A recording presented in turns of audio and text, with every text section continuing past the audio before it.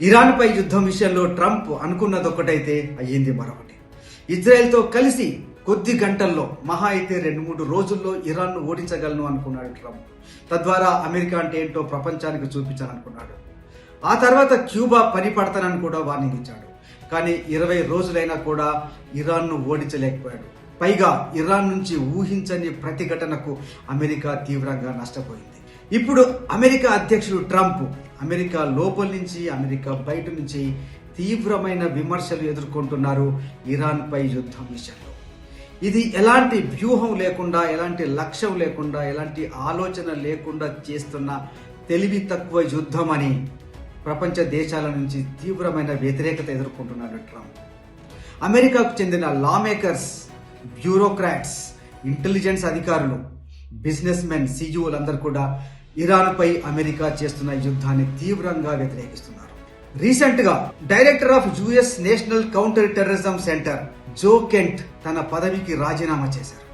ఇరాన్పై చేస్తున్న ఈ అసంబద్ధ యుద్ధాన్ని నేను సమర్థించలేను, ఈ ప్రభుత్వంలో నేను భాగస్వామిని కాలేను అని ఆయన కుండబద్దలు కొట్టినట్టు చెప్పారు. కేవలం ఇజ్రాయెల్ ఒత్తిడికి లొంగి ఇరాన్పై అన్యాయమైన యుద్ధానికి దిగింది అమెరికా అంటూ ఆయన తన పదవికి రాజీనామా చేశాడు. కెంట్ ఒక్కటే కాదు, డెమోక్రటిక్ సెనేటర్ మార్క్ వార్నర్ ఈ యుద్ధాన్ని తీవ్రంగా వ్యతిరేకిస్తున్నారు.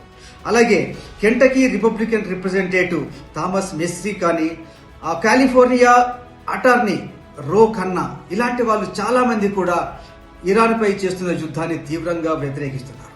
అంతెందుకు, ఒకప్పటి ట్రంప్ ఫ్రెండ్ టెస్లా అధినేత ఎలాన్ మస్క్ కానీ, అమెజాన్ ఫౌండర్ జెఫ్ బెజోస్, అలాగే బిలియనేర్ పీటర్ థియోల్, ఇట్లాంటి కొన్ని వందల మంది బిలియనీర్స్ కానీ, సీఈఓలు, వీళ్ళంతా కూడా ఇరాన్పై చేస్తున్న యుద్ధాన్ని చాలా తెలివి తక్కువ యుద్ధంగా, చాలా అవివేకమైన చర్యగా అభివర్ణిస్తూ తీవ్రమైన విమర్శలు చేస్తున్నారు.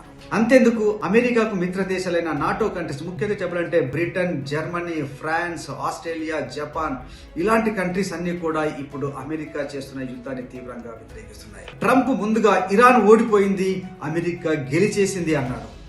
ఆ తర్వాత కొద్ది రోజులకు అమెరికా గెలుస్తోంది అన్నాడు.